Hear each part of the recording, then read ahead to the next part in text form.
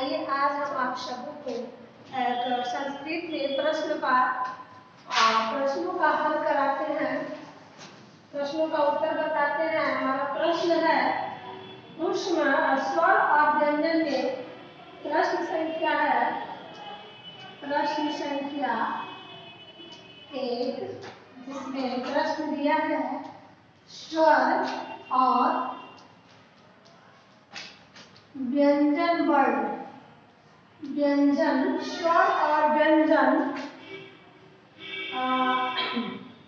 स्वर और व्यंजन की परिभाषा बताएं, परिभाषा बताएं। तो ये हमारा अब उत्तरम हो जाएगा। उत्तरम तो स्वर किसे कहते हैं और व्यंजन किसे कहते हैं, इसी को हमको पढ़ना है। जो कि स्वर इसमें दिया है, स्वर और व्यंजन की परिभाषा बताएं। ये आपके लिए हिंदी में भी एक बढ़िया प्रश्न मिल गया और संस्कृत में भी ये आ सकता है, इसलिए आप हिंदी वाली भी पढ़ सकती है इसको और संस्कृत वाली भी छात्राएं इसको पढ़ सकती है। तो स्वर संख्या हमारा वो होता है, देखिए, जिसमें जिस वर्ण का उच्चारण जिस वर्ण का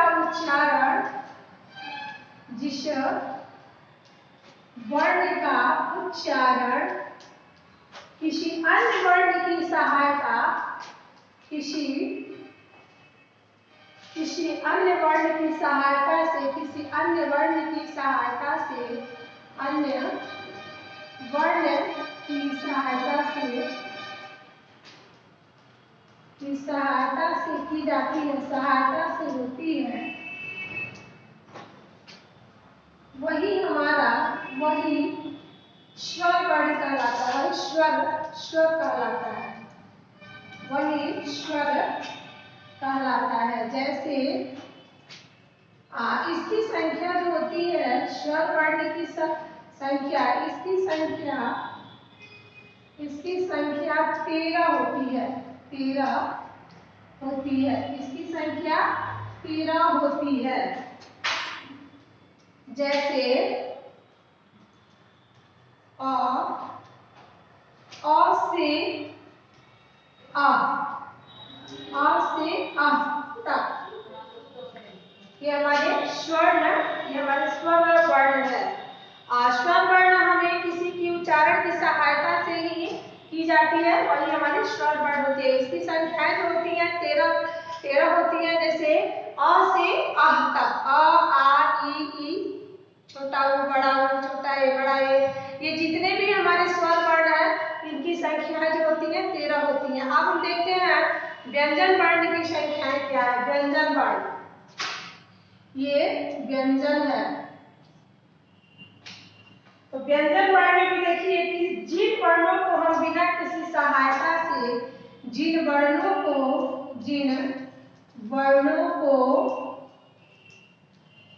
हम बिना किसी सहायता से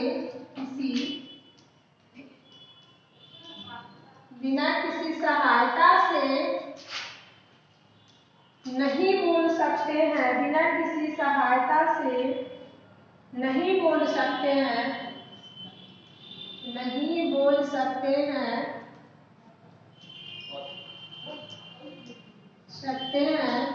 वह व्यंजन वर्ण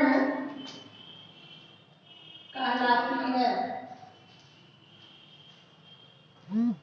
वह व्यंजन वर्ण कहलाती है।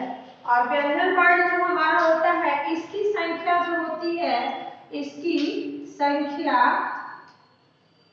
कुल 33 होती है, कुल 33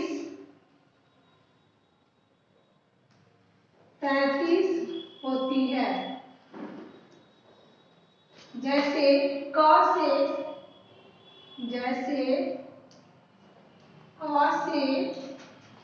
ज्ञात तक,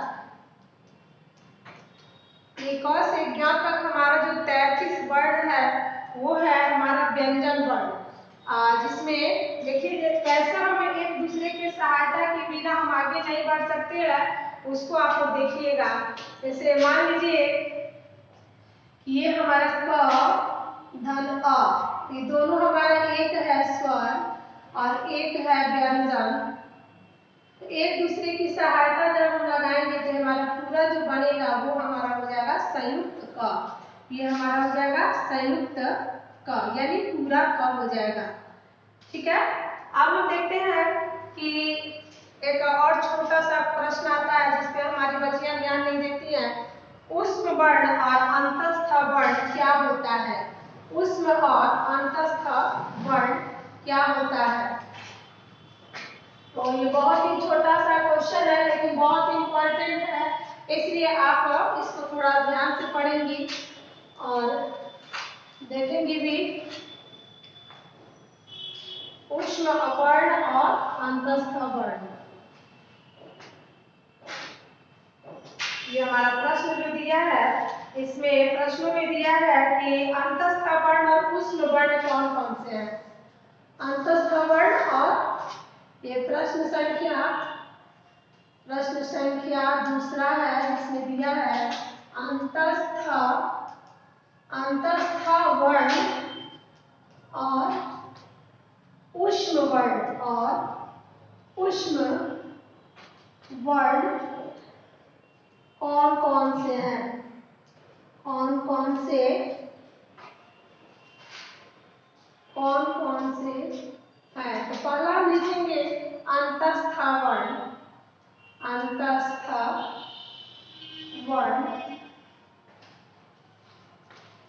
अंतस्थ वर्ण हमारा हो जाएगा य र ल। ये अंतस्थ वर्ण है य र ल व। ये अंतस्थ वर्ण है जो आप लोग इसको समझ लीजिए। अंतस्थ वर्ण में केवल अ से ही हमारा य र ल व ये अंतस्थ वर्ण कहे जाते हैं। ये अंतस्थ वर्ण कहे जाते हैं। अब हमारी बारी आती है ऊष्म वर्ण की। तो ऊष्म वर्ण में भी आप देखिए ऊष्म वर्ण क्या होता है। तो ऊष्म वर्ण में होता है तालाब श, मूर्धन्य श, दंत श और ह। ये ऊष्म वर्ण है तालाब श, मूर्धन्य श, दंत श और ह। हाँ, ये ऊष्म वर्ण है। ये ऊष्म वर्ण है। तो अब आप लोग इस से जानकारी ले लीजिए कि ऊष्म वर्ण और अंतस्थ वर्ण ये। और हमेशा देखिएगा अंतस्थ वर्ण 4 प्रकार के होते हैं। ये 4 होते हैं और ये भी 4 होते हैं, लेकिन दोनों में अंतर है। ये अंतस्थ है और ये ऊष्म है। ये नहीं कि दोनों सेम है, नहीं, अंतस्थ अलग है और ऊष्म वर्ण अलग है। इसी प्रकार हमारे और भी सारे